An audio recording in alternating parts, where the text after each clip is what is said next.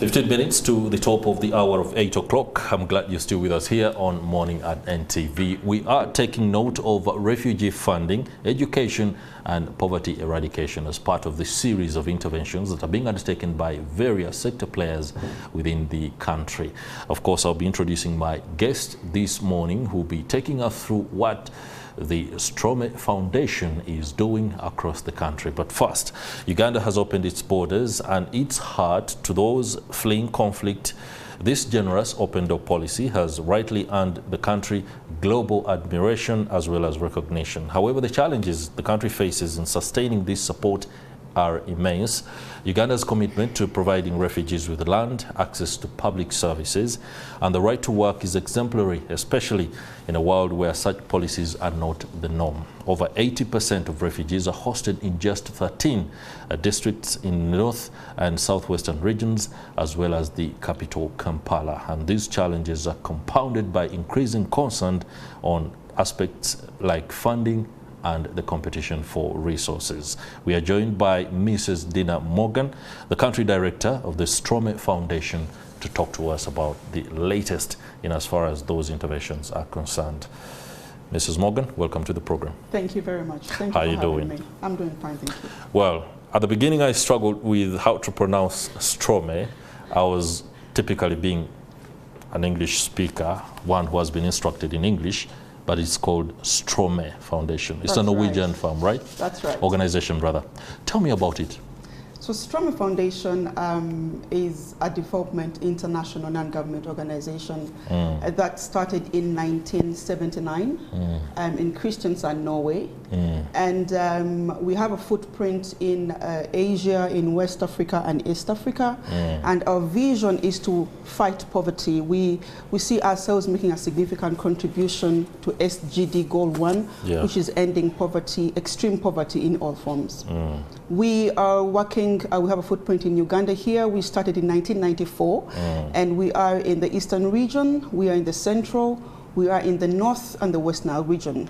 Stromme Foundation is not a direct implementer. We believe in localization, local solutions to local problems. So we work with local homegrown organizations, and that is AEE, African Evangelistic Enterprise. In the East, we work with CBS Powesa. In the Central, we work with Kulika, TPO, Rice West Nile, Palm Corps. So we work through local agencies that have done a tremendous job to help us achieve our vision and goal of fighting poverty. Oh, that's pretty commendable work, no doubt, and congratulations on that footprint. Now, the West Nile region is particularly facing challenges that may not be unique but are very peculiar.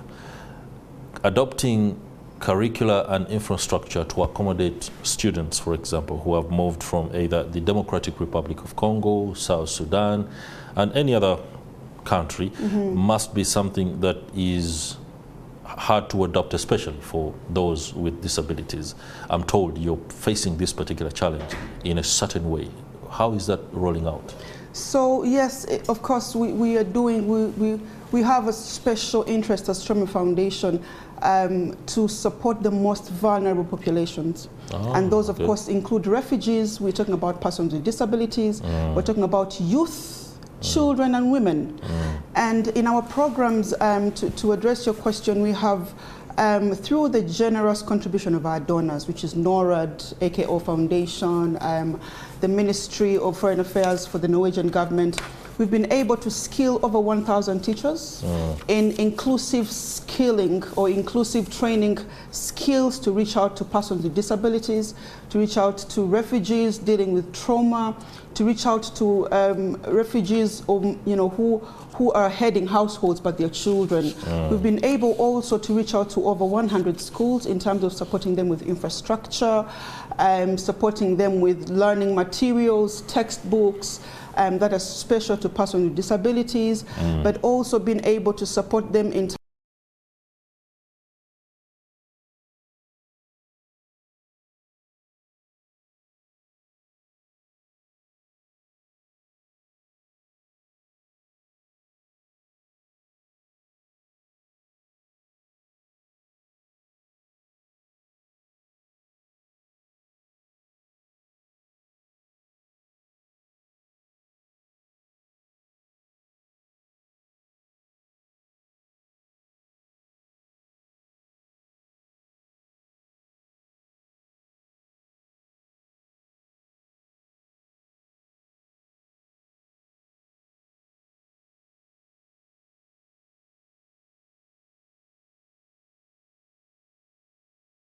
is where you have already existing local population that also has the same challenges. People with disability who are accessing services including education as well as social, other healthcare, especially hospitals. How does it happen? Do you construct separate establishments or facilities away from the already existing local ones, or do you incorporate abilities of existing local facilities to accommodate these who are coming in as refugees? So there's two ways to this. Where you find that they're not there, we construct them. You construct them. Well, we find that they're there, we improve them to accommodate. Okay. You don't want to create very special segmented facilities because you don't want to promote stigma. Yeah. So for example, you find a classroom that is decent enough, you provide a ramp so that those with disabilities can be access. able to access. You find a latrine without rails, you provide the rails. If there is no latrine, you construct a latrine. So it depends on what we find, the situation that we find on the ground. Okay. But we want the people with disabilities to integrate with those who don't have the disabilities. All right. This often causes a lot of pressure on the existing infrastructure and facilities. Either you're improving or doing new construction projects, it's all pressure. As challenged as the West Nile, it has only received direct power on the national grid recently, and of course that paints a picture of other challenges that could be coming as a result of a lack of power. How does the interplay occur, especially with government interventions of the Office of the Prime Minister versus the Stromme Foundation and other actors? Who is the lead anchor, so to speak? So first of all, I want to say that Stromme Foundation is enjoying a great relationship with the government. The Office of the Prime Minister, the government, of course, is primarily in charge of these refugees in terms of the administration and coordination of work of the NGOs that support the refugee community. So the government is the custodian. But then we have very important players like UNHCR, and those ones really support the protection of refugees and the rights and provision of some of these basic needs, together with their partners like the World Food Programme and many others. And then, of course, we have the development organizations like Stromme and many others, and then we have the local implementing partners. So a lot of synergy needs to happen at that level so that there is coordinated implementation and there is no duplication, so that we are all complementing our efforts, because no one can do this on their own. It's a very huge task. It's a very heavy burden. So everyone has to come in with their niche. So the OPM, Office of the Prime Minister, helps to coordinate our efforts. We share experiences, we share learnings, we share our technical, expertise to contribute to improving the life of a refugee. At strategic level planning, is the intervention that you roll out transitory? Is it permanent? This comes out of the knowledge that if, for example, there is an influx of refugees from the Democratic Republic of Congo, and then there are existing programs that offer them a new life that many times could be even better than where they are coming from, there is a tendency to want to stay and become, well, nationals. So where is the line between transitory intervention and permanent care for the refugees that come in? Well, that's a very interesting question. Our aim as Stromme Foundation is to fight poverty for the most vulnerable. That is our core. Most vulnerable. And yes, for the most vulnerable. And really the heart of any refugee is to go back home. If you have a conversation with most of these refugees, they'll tell you they had a life before. They had a family, they have businesses, their life was going on, and now they've been forced to move. So the place where they are is not comfortable. It's not. Everyone would want to be home. But for us, our interventions are to make sure that we support them to have a decent life. And we hope that things will settle back home, and they will go back home. If things don't settle, of course, they have to be in the more comfortable place. I keep telling people that no one is a refugee by choice. That's right. And anyone can be a refugee at any time. So really, I can't give you a definite answer to that. But for us, the bottom line is to make sure that they are supported to have a more decent livelihood, regardless of the trauma and the conflict, that they've had to go through. All right, we shall stay on that a little bit before we can transition into the increasingly drying sources of funding across the globe for many of these interventions, especially as other countries also do grapple with their own concerns and problems. Yeah. How does the integration occur in case the crisis in any one country that occasioned their influx into Uganda continues in perpetuity? Do they transition to become part of the locals mainstream, especially when it comes to things like trade, agriculture, because those with disabilities are already disadvantaged by physical challenges, but then again, within the communities that they go to, they could face aspects including discrimination. How do you help them integrate in case they are staying longer than they hoped? So we have seen a number of refugees integrate. You have seen that. Yeah. When you walk around Kampala, you'll find that, for example, we have a lot of South Sudanese, and that is, by the way, the biggest contributor to our refugees in this country. So for us, our job is to empower you as a human being, to give you an equal access to resources, to services, and empower you with the skills and knowledge that you require to survive. And then, of course, as time goes on, many of these even start to intermarry, they start to form families, they get economically empowered, and they can now start to acquire their own resources and be able to start businesses, because life has to go on. So for us, it's to empower the mind, and even before we talk about financial empowerment, we have a focus on the mind. Yeah. At Stromme Foundation, we have a flagship program called Bonga, which really is a life skills program. Bonga. It deals a lot, yes, Bonga is a Swahili word that means let's talk. So for us, it's the core base curriculum that to give our beneficiaries, first of all, for mindset change, before we even start to talk about finances, because they're dealing with trauma, they're dealing with so much, you know. So for us, it's to help you settle in when you deal with your mind, and then we can talk about financial or economic empowerment. All right, let's talk matters finance rather right now. The advent of COVID-19 occasioned the donor landscape, so much so that many taps began to dry up. The Stromme Foundation looks like one that is sufficiently seated on some finances. I do not know whether it's the case, but the challenges are immense. And Yes.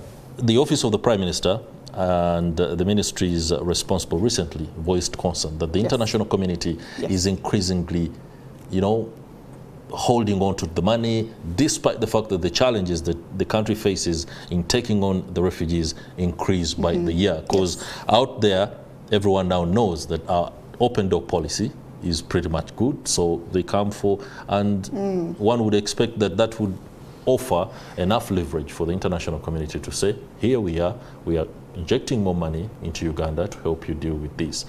Organizations like Stromme must be on the forefront of those discussions, or am I mistaken?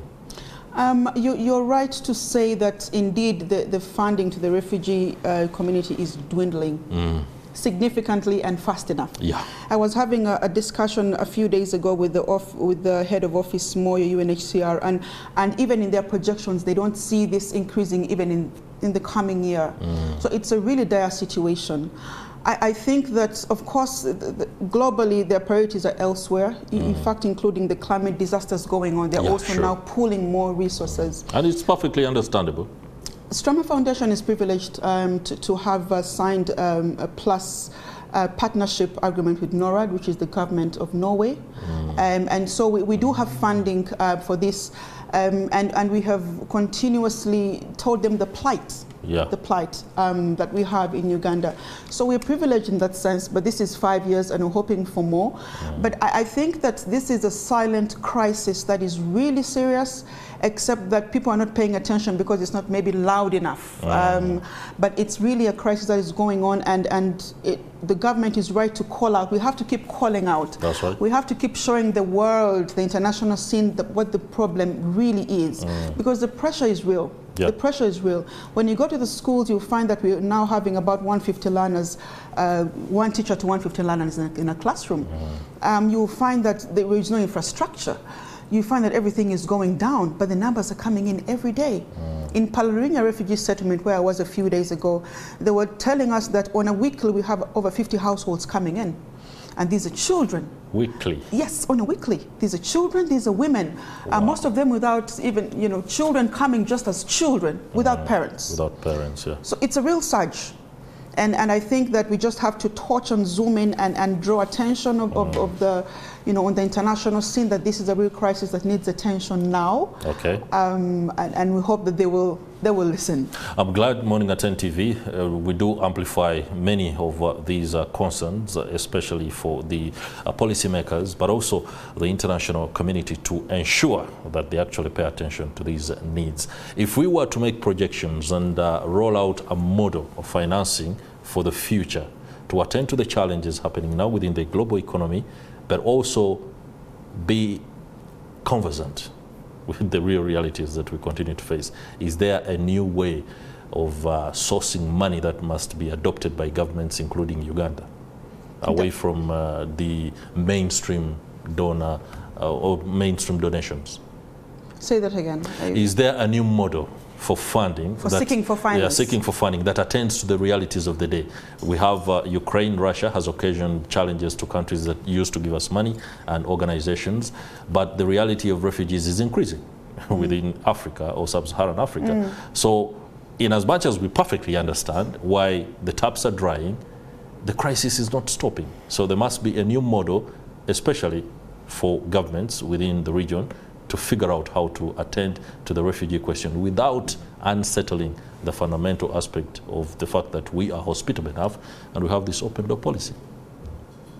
How do we move on that? I think besides seeking for external support, the government has to think of providing resources as a government. As a government. Increase resources. Increase the votes to the refugee space.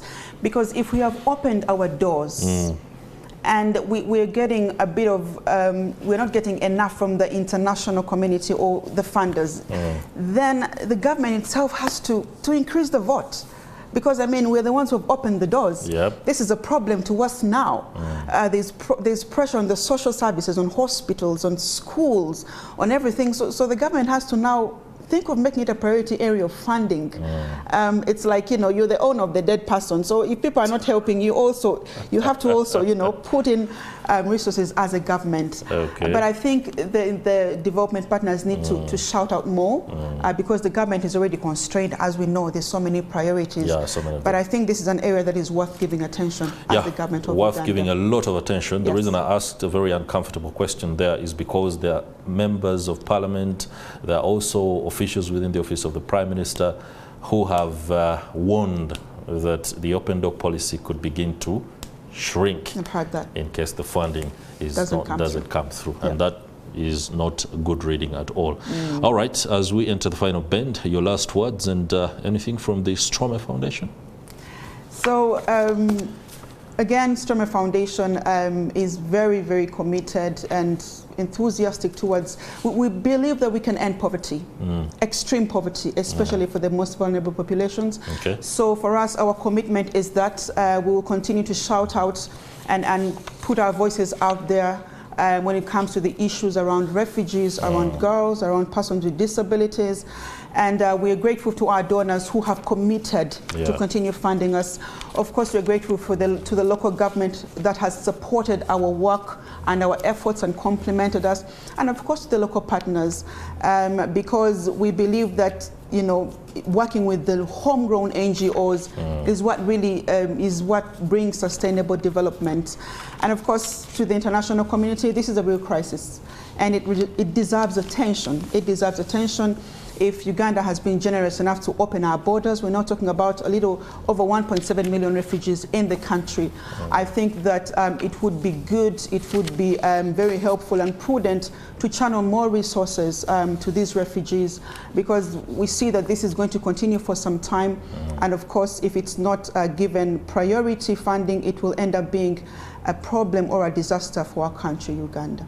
Dinah Morgan, Country Director, Stromme Foundation, many thanks for the perspective that you have offered us. It completely, of course, offers us a lot of insight, but most importantly for those that are making the decisions, especially in the office of the Prime Minister, as Morning at NTV, we urge you to begin a rethink now or even yesterday.